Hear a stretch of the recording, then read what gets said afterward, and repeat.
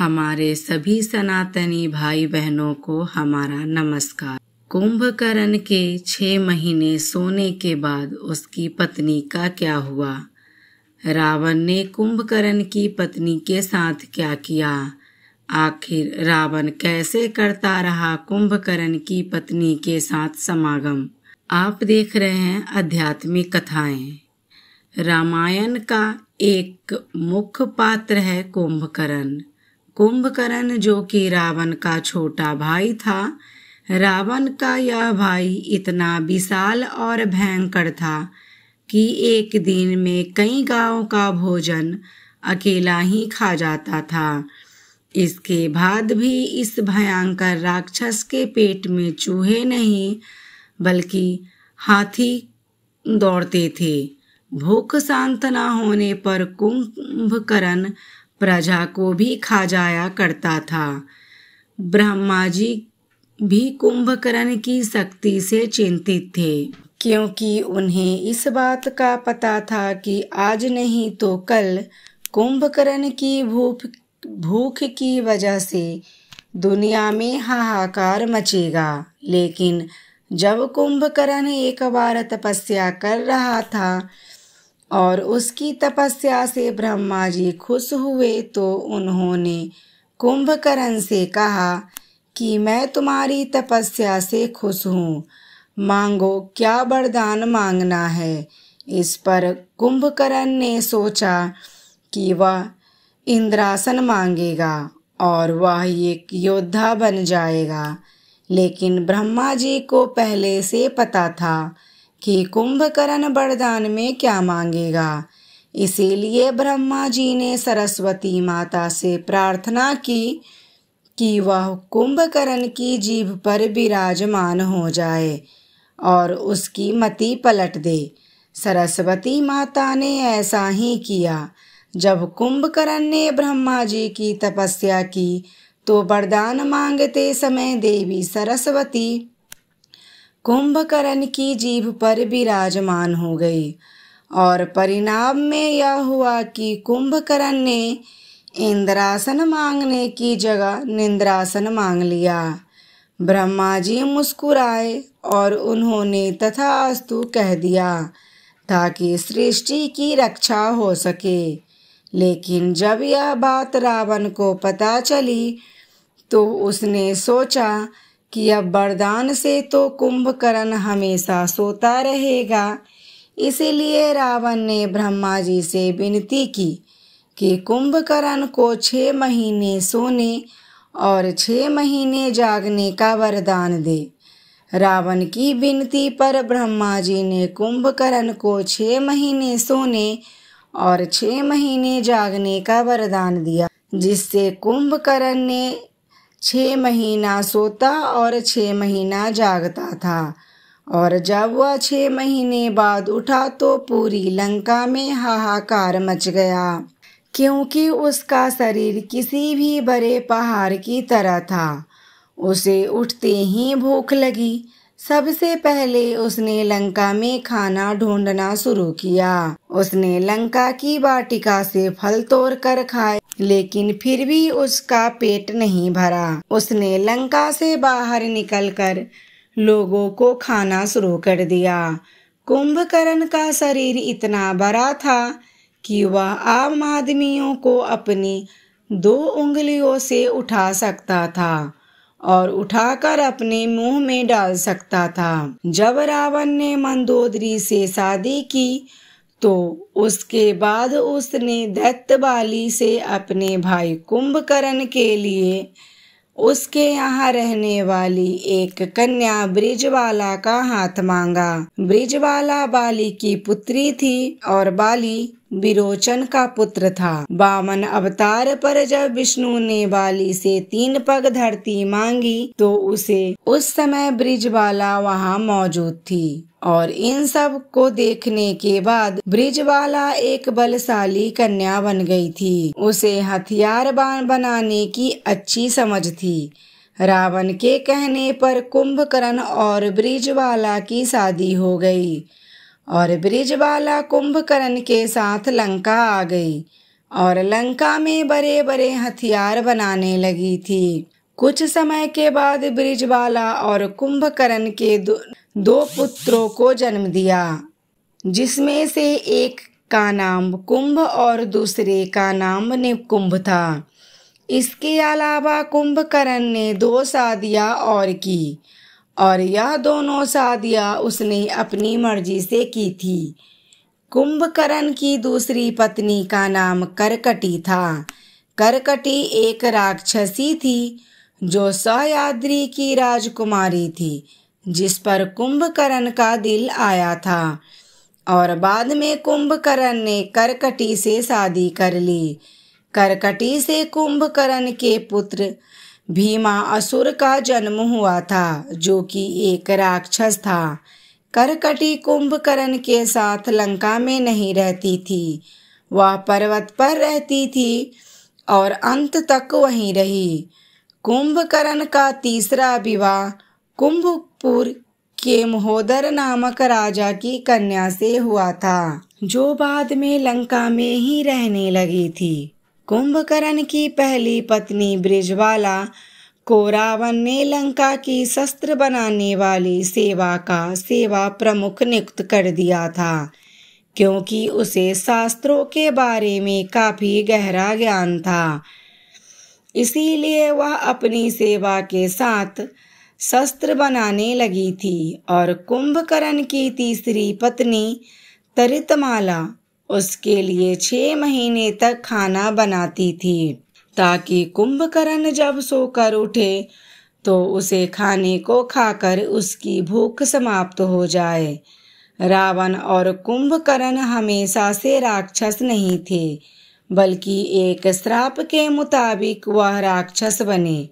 धर्म ग्रंथों के अनुसार भगवान श्री विष्णु के दरबार में जय और विजय नाम के 2 द्वारपाल थे।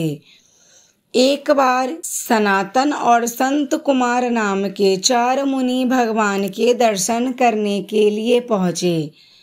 इस दौरान जय और विजय नाम के 2 पहरेदारों ने उनकी हंसी उड़ाते हुए उन्हें रोकने का प्रयास किया, तो मुनिवर ने श्राप दिया, जैसी तुम्हारी हरकत है तुम असुर बन जाओ, यहाँ तुम्हारा कोई काम नहीं है। इस पर जय और विजय को अपनी गलती का एहसास हुआ और उन्होंने मुनिवर से क्षमा मांगी। इस पर मुनिवर ने कहा कि मैं श्राप तो वापस नहीं ले सकता, लेकिन इतना कर सकता हूँ कि तुम्हें हमेशा के लिए नहीं बल्कि 3 जन्मों के लिए राक्षस में रहना होगा, और तीनों ही जन्म में मैं तुम्हें मुक्ति देने के लिए भगवान श्री विष्णु स्वयं आएंगे। उसके बाद तुम इस पद पर प्रतिष्ठित हो जाओगे। अगले जन्म में जब कुंभकर्ण को अपनी शक्ति का पता चला तो उस अपने ऊपर घमंड हो गया और भगवान विष्णु को युद्ध के लिए ललकारते हुए कुंभकर्ण बैकुंठ पहुंच गया। वहां भगवान विष्णु के साथ इस असुर ने अपने पुराने रूप मधु के रूप में कैटभ के साथ मिलकर 5000 साल युद्ध किया था, जिसका जिक्र देवी भागवत पुराण में मिलता है। भागवत पुराण के अनुसार पूर्व जन्म में कुंभकर्ण मधु नाम का असुर था। उसका भाई कैटभ था। भगवान विष्णु से युद्ध करते समय 5000 साल हो गए। तब देवी योग माया ने उनकी बुद्धि का हरण कर लिया, जिससे मधु और कैटभ को लगा कि अब विष्णु को हमसे डर गए। इसीलिए उन्होंने घमंड में आकर कहा कि विष्णु, तुम हमसे कोई भी वरदान मांग सकते हो, मांगो तुम्हें क्या चाहिए। तभी भगवान विष्णु ने कहा कि तुम अपनी मृत्यु का उपाय बताओ। अपने ही वचन में फंसे मधु और कैटभ अब कुछ नहीं कर सकते थे। तभी उन्होंने बताया कि उनकी मृत्यु सिर्फ भगवान के जंघा पे हो सकती है। यह सुनते ही भगवान ने अपने शरीर का विस्तार करना शुरू कर दिया और अपनी जंघा में फंसाकर दोनों का सर सुदर्शन चक्र से धड़ से अलग कर दिया। लेकिन राक्षस योनि में जन्म लेने से मधु और कैटभ का जन्म फिर से हो गया। तभी कैटभ अपने भगवान से प्रार्थना कर कि प्रभु, हम इस राक्षस योनि से मुक्त होना चाहते हैं। इस पर विष्णु जी ने मुस्कुराकर कहा कि अभी इसमें और समय लगेगा। कैटभ ने पूछा, भगवान आप हमें किस रूप में मिलेंगे, हमें कुछ तो बताइए। वह विष्णु जी से कहा कि हम त्रेता युग में एक आसय राजा रहूंगा, क्योंकि अपनी पत्नी को ढूंढते हुए तुम्हारे राज्य के समीप आऊंगा। तुम अपने राज और अपने बड़े भाई की आज्ञा का पालन करते हुए मुझसे युद्ध करोगे और मेरे हाथों ही मारे जाओगे। इतना कहते ही विष्णु जी अंतर्ध्यान हो गए। कुंभकर्ण को कुंभकर्ण बनने का वरदान विष्णु जी ने उसको पिछले जन्म में ही दे दिया था। त्रेता युग के समय रामायण में भी कुंभकर्ण के होने का उल्लेख मिलता है। असल में आरसी के श्राप के अनुसार कुंभकर्ण जंगल में भटक रहा था। उसी समय वहां पर विष्णु के रूप में एक चरवाहा आया, जिस कुंभकर्ण से लड़ाई होने लगी। कुंभकर्ण इतना बलशाली था कि विष्णु जी से हार मानने का नाम ही नहीं ले रहा था। कुंभकर्ण ने विष्णु जी से एक लंबा युद्ध किया। जब विष्णु जी ने देखा कि कुंभकर्ण हार नहीं मान रहा है, तो विष्णु जी ने अपने असली रूप में आकर अचानक उसका हाथ पकड़ लिया। तभी उसने भगवान से कहा कि भगवान, आपने ही कहा था आप मुझे इस राक्षस योनि से मुक्त करेंगे, इसलिए मैं आपको ढूंढते हुए जंगल में भटक रहा हूँ। उस समय भगवान विष्णु से ने कहा, तुम मुझे मत ढूंढो, जब समय आएगा तब तक मैं खुद तुम तक पहुँच जाऊंगा। इसके बाद ही भगवान विष्णु ने श्री राम का अवतार लिया। कुंभकर्ण के बारे में कहा जाता है कि उसे पहले से ही पता था श्री राम कब लंका में जाकर उसका उद्धार करेंगे, लेकिन अपने उद्धार से पहले उसने अपने भाई होने का फर्ज भी निभाया। असल में जब श्री राम ने माता सीता के लिए लंका पर चढ़ाई की और लंका वालों से युद्ध करने लगे, तो यह सब देखते ही रावण ने अपने भाई कुंभकर्ण को जगाया। बड़ी मुश्किल से कुंभकर्ण के जगने के बाद रावण ने पूरी बात कुंभकर्ण को बताई।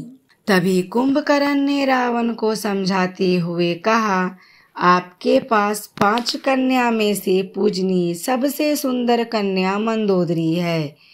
इसके बाद आप जंगल में भ्रमण करते हुए एक स्त्री का हरण करके लंका में ले आए और उसे अपनी पत्नी बनाना चाहते हैं। अभी भी समय है, आप प्रभु श्री राम से माफी मांग लो। उनका दिल बहुत बड़ा है, वह आपको माफ कर देंगे। इस पर रावण कुंभकर्ण पर भड़क उठा और गुस्सा करने लगा। बदले में कुंभकर्ण ने रावण से कहा, मैं तो आपको समझ रहा था, लेकिन कोई बात नहीं। एक छोटे भाई का धर्म है कि वह बड़े भाई की आज्ञा का पालन करे। आप जैसा ही बोलेंगे मैं वैसा ही करूँगा, चाहे इसके लिए मुझे अपनी जान ही क्यों न देनी पड़े। और यह बोलकर कुंभकर्ण अगले दिन रणभूमि में कूद पड़ा। रणभूमि में पहुंचते ही कुंभकर्ण ने वहां पर हाहाकार मचा दिया। उसने प्रभु श्री राम की सेना को तितर बितर कर दिया। न जाने कितने ही सेना वहां मारे गए। राम जी ने देखा जब यह राम जी ने देखा तो उन्होंने कुंभकर्ण की तरफ अपना धनुष बाण चलाया और अपने बाण से उसका उद्धार कर दिया। कुंभकर्ण के मरने के बाद रावण दुखी था, क्योंकि उसने अपना भाई खोया था। लेकिन रावण से दुखी उसकी कुंभकर्ण की पत्नियां थी, पर उसके लिए दोनों पत्नियां युद्ध में मारी गई थी, क्योंकि दोनों ही ब्रिजवाला उत्तरजीत वाला दोनों ने ही श्री राम से प्रार्थना की थी कि उन्हें भी इस राक्षस योनि से मुक्ति मिल जाए, और राम जी ने बाद में ऐसा ही किया। दोस्तों, कुछ पुराने और कुछ ग्रंथों की माने तो जब राम जी ने कुंभकर्ण का वध किया तो उसके बाद कुंभकर्ण को राक्षस योनि से मुक्ति मिल गई और वह वापस विष्णु जी के द्वार पर विजय बन गया। धर्म ग्रंथ भी इसी तरफ इशारा कर रहे हैं कि 3 बार योनि प्राप्त करने के बाद कुंभकर्ण वापस विष्णु जी के द्वार पर आया है। साथ ही उसका भाई रावण अपने वास्तविक रूप में जय के रूप में आया है। तो दोस्तों आपको कहानी कैसी लगी हमें कमेंट करके ज़रूर बताइएगा। कहानी अच्छी लगी हो तो वीडियो को लाइक, शेयर और चैनल को सब्सक्राइब कीजिएगा। धन्यवाद।